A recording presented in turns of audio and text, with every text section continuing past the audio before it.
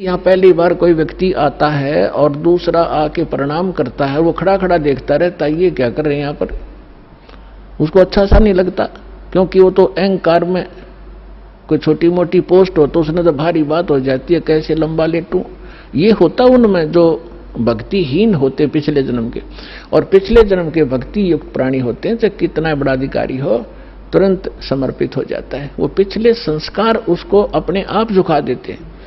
उदाहरण के लिए जैसे सरसों आपने देखा होगा, सरसों जब तक उसकी फलियों में दाने नहीं होते, यानी उसकी कीमती नहीं होती, तब तक वो ऐसे खड़ी रहती है। और जो जो वो पकती चली जाती हैं और वो उनमें वो कीमती बनती जाती है, उनकी वैल्यू बनती है, वो झुकना शुरू कर देती है और इतनी झुक जाती है कि जमीन को छूने की चेष्टा करती है, क्योंकि ईव उनकी कीमत बन गई, वो कीमती हो गए, उनके अंदर वो शक्ति आ गई, वो कीमत बन गई। और जब तक वो यूजलेस थी, वो न्यों खड़ी थी आकड़ी ऊपर ने। तो इसी प्रकार जो पूर्व जन्म के भक्ति युक्त होते हैं, उनका स्वभाव होता झुकने का, वो खड़े रह ही नहीं सकते। उनके अंदर पिछली भक्ति इतनी जबरदस्त होती है। और जो भक्तिहीन होते हैं वो अकड़े रहा अकड़नों, लेकिन उनमें भी भक्ति बन जाएगी। सत्संग सुनेंगे, भगवान की अमृत वाणी सुनने मात्र से संस्कार शुरू हो जाते हैं।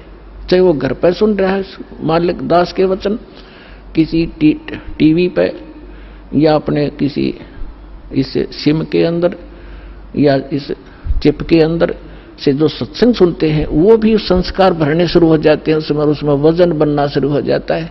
फिर धीरे धीरे यहाँ भी आता है, फिर सत्संग सुनता है, यहाँ जो है प्रणाम करता है, फिर उसके अंदर वो भक्ति संग्रहित होकर अपने आप झुकना उसका स्वभाव बन जाएगा। फिर उसको बुरा लगेगा जो झुका नहीं का, तो प्रणाम नहीं करेगा, तो उस पर कह नहीं जा। तो जो प्रसंग चल रहा है कि अब ये बिचली पीठी चल रही है, और इसमें क्योंकि सत्संग एक सामूहिक तौर से सब विचार व्यक्त किए जाते हैं, ये एक सामूहिक लेक्चर है जिसमें प्रथम कक्षा के बच्चे भी होते हैं जो पहली बार आए हैं, कुछ ऐसे भी होते हैं जो वैसे ही सत्संग श्रवण करने के लिए भी आए हैं, कुछ ने आज ही उपदेश लिया है, कुछ 2 वर्ष के हो गए, कोई 4 बार आए हैं, कोई पुराने भक्त हैं। तो सभी के अनुकूल इस सत्संग के माध्यम से संदेश दिया जाता है, और उनको जिसको जहां कोई त्रुटि होती है ये वचन वही काम करते हैं। जैसे आपको कोई बीमारी रोग है, इंजेक्शन कुल्ले पर लगाएंगे, वो उसी दर्द पर जाकर काम करेगा जो रोग होगा।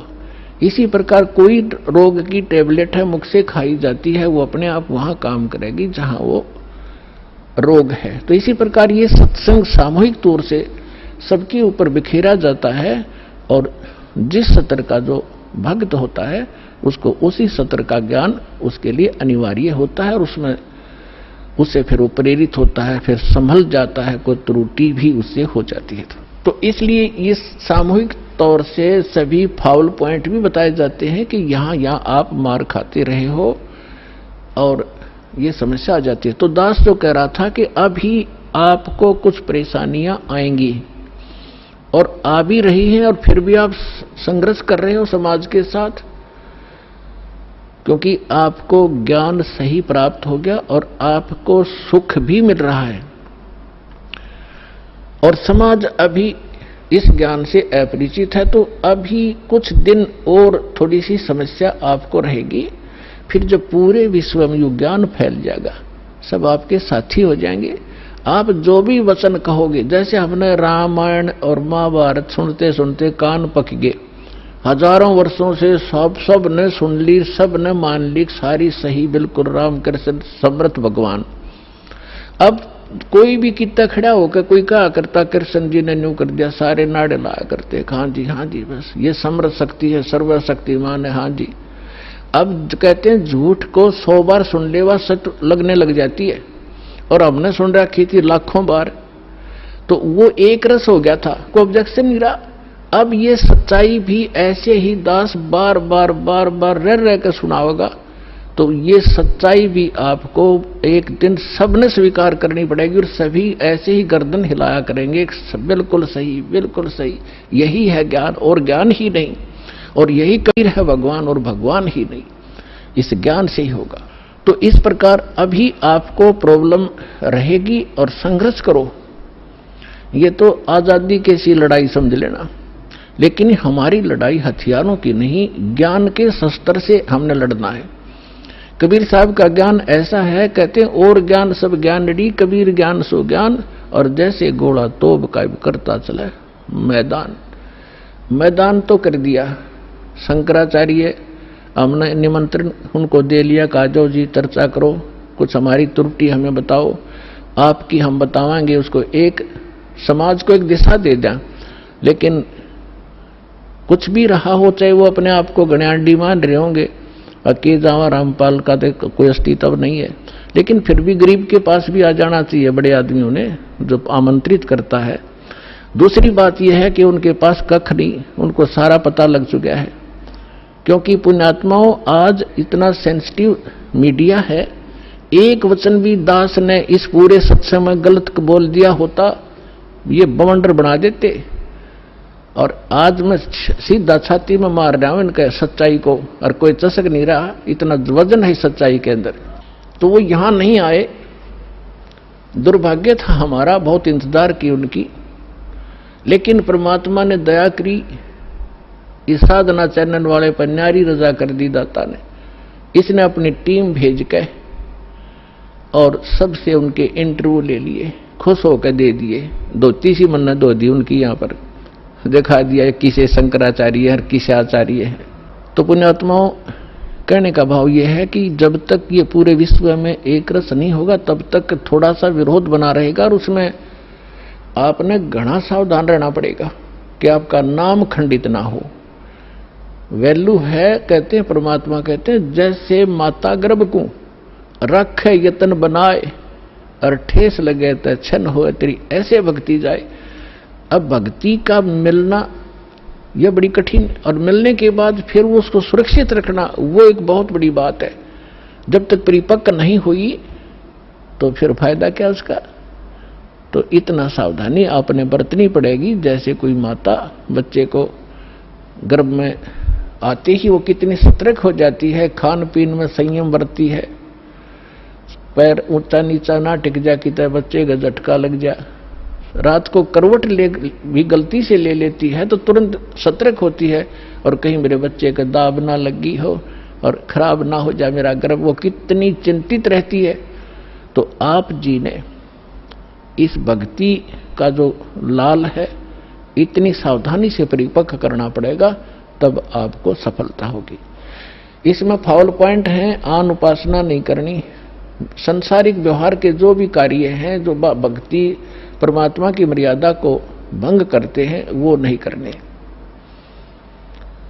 और फिर आप सफल हो जाओगे। तो अभी थोड़ी सी कठिनाई आपको चल रही है, घर घर में विरोध चल रहा है। पति ने नाम ले लिया, पत्नी नहीं मानती, मैं तो सारी पूजा करूंगी, तो कैसे ऐसा क्या कर रहा है। पत्नी ने ले लिया तो पति दुखी करता है। तो धीरे धीरे ज्ञान से क्या होगा, ये ज्ञान ऐसा है कि आप घर पे चलाओगे और बच्चों पर भी असर करेगा, ना सुनेंगे तो भी कक्ष में सोए हुए व्यक्तियों पर भी ये वाणी असर करेगी, जैसे गारुड़ का मंत्र अचेत हुए उस सर्प के डसे हुए व्यक्ति पर, जो सुन भी नहीं रहा, समझ भी नहीं रहा, और उसके ऊपर भी वो मंत्र बोल बोल कर उसके विष को उतार कर सचेत कर देता है। और ये तो परमात्मा की वाणी सब सिद्ध है। ये तो अपने पशु पक्षियों के ऊपर भी ये वाणी जा रही है, उनको भी, उनके भी पाप डाउन हो रहे हैं। ठीक है, उनके पाप गणे हैं, इसलिए पशु योनि मिली, तो वो पाप घटते रहेंगे। जैसे कपड़ा किसी का ज्यादा मैला है, हो गया है, मैल हो गया है, तो वो कई बार साबुन लगाने से स्वच्छ होगा, उज्जवल हो जाएगा, और जिसका थोड़ा मैला है, एक दो बार साबुन लगाने से उज्जवल हो जाता है। तो ये साबुन है, परमात्मा का जो ज्ञान है, सत्संग है, वचन है, ये साबुन और जल दोनों का काम करता है। तो धीरे धीरे ये सत्संग जिस घर में चल रहा है, पड़ोसियों तक भी असर होगा आपका, और आपके घर के पशु पक्षियों पर भी इसका प्रभाव पड़ेगा। आपके घर कोई पशु पक्षी भी रह रहा है, उसके ऊपर भी धीरे धीरे उसके अंदर ये वाणी का जो ज्ञान यज्ञ का पुण्य उसमें संग्रहित होगा। और कुछ ऐसे पाप हैं जो ज्ञान यज्ञ से ही खत्म होते, और उसका विकल्प ही नहीं है। जैसे कपड़े को पहले थोड़ा मैला है तो जल से धो दिया, साफ हो गया, ज्यादा मैला है तो और भी मैल रहा तो साबुन लगाना पड़ा, और फिर भी कोई दाग दबा रह जाता है तो ड्राई क्लीन से साफ हो जाता है। तो इसी प्रकार ये सभी क्रियाएं हमें अपने अंतःकरण, अपने जीव के ऊपर, आत्मा के ऊपर जो मैल जमा हो गए, उन सभी पापों का नाश करने के लिए ये सारे ही साधन अपनाने पड़ेंगे, मंत्र के जाप भी करने पड़ेंगे, 5 यज्ञ भी आपने करनी पड़ेंगी, और तब जाकर के आपकी भक्ति सफल होगी।